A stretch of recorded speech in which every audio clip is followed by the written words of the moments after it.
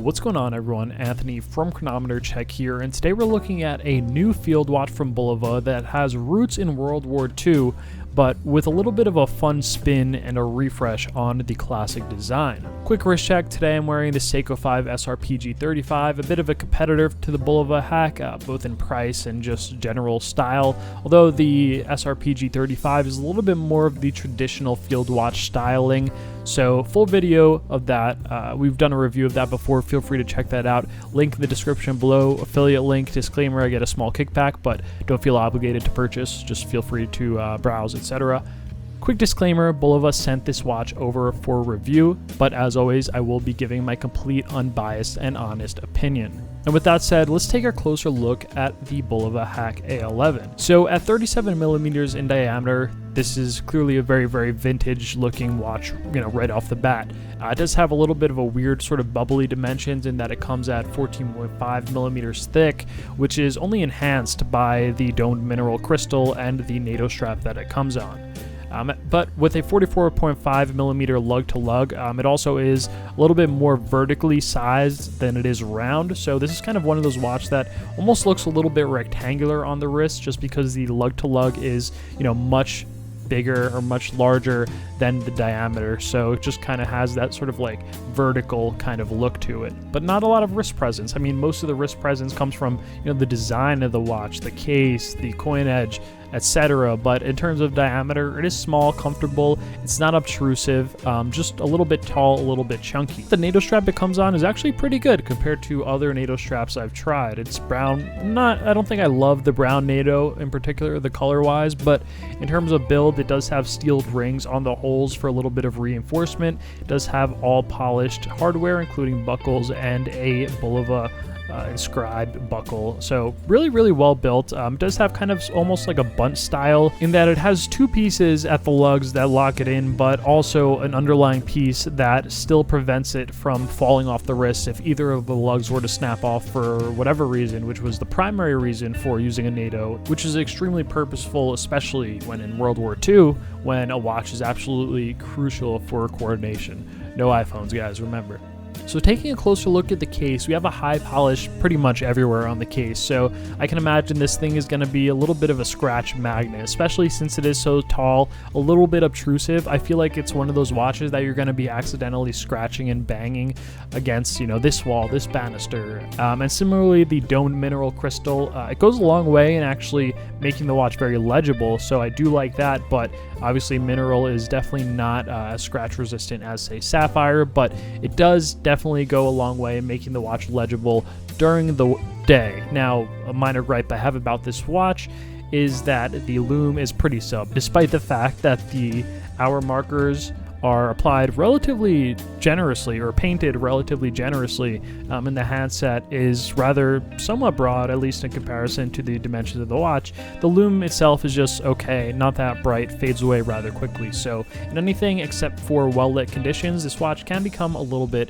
unlegible. But with that said, in general, it is pretty legible, especially during the day or just in well-lit conditions, mostly thanks to the dial and the contrast. So let's take a closer look. The dial we have here is a very, very subtle matte blue dial. I really love the cool blue they used, and this is one of these sort of interesting takes on a field watch that you don't really see. I mean, usually you see something like a black, a matte black, or a white, so usually there's very few in-betweens, but I do like that Bulova decided to get a little bit bold with the color, and I think it adds a playful kind of fun spin on the classic design that we are kind of so used to. It does have white hour markers from 1 to 12 for the hour markers, with minute hashes on the inner track and 10-minute increments on the outer track. The Bulova text at 12 o'clock and the automatic text at 6 o'clock are both painted also in white, and we have a white painted diamond or leaf pilot style handset.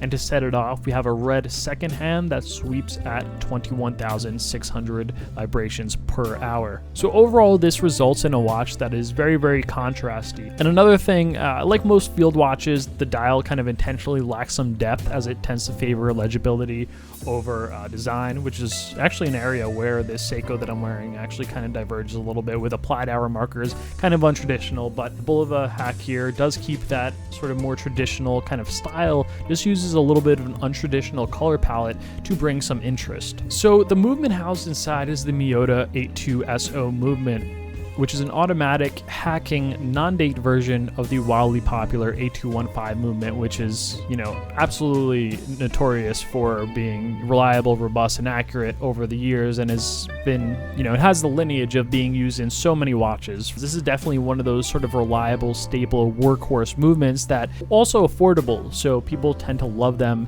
It beats at 21,600 vibrations per hour, or 3 hertz. Has hacking and hand winding, and a power reserve of 42 hours. Now, the accuracy isn't rated to be that great. It's about -20 to +40 seconds per day. Hand winding the crown feels a little bit gritty.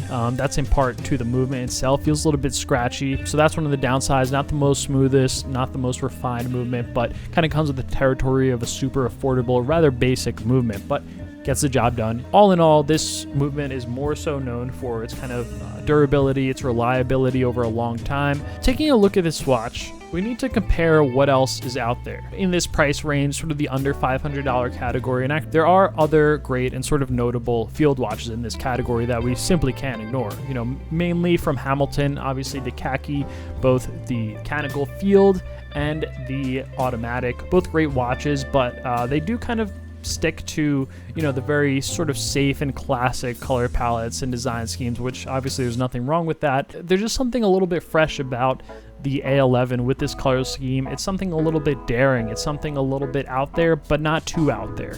So pros and cons of the Bulova Hack A11. One, tons of heritage. Maybe Bulova isn't necessarily the watch that you think of when you think of World War II and military watches, but when you toss the names in the hat of the brands that were kind of supplying the allies with the watches, Bulova is definitely up there and one of the most notable and reputable. Also, I do really like that they were willing to kind of try a fun refresh on a classic design, and I think we need to actually, I think more watch brands should try that. I mean, we definitely see a lot of times a lot of watch brands will keep playing on what they know works, which I understand why they do it from a business model perspective, but from a consumer perspective, it can become a little bit stale. It can become a little bit like I already know what to expect, but I do like that Bulova is kind of trying stuff a little bit out of left field, even though I do think that maybe the color might be a little bit too left field for some people, especially kind of field watch purists. But for someone who is, you know, maybe just looking for a cool watch, I think that this is the type of watch that might appeal to them if you kind of just see it in the store and you're maybe not clued into the history of watches. I also really do like the coin edge bezel. I mean,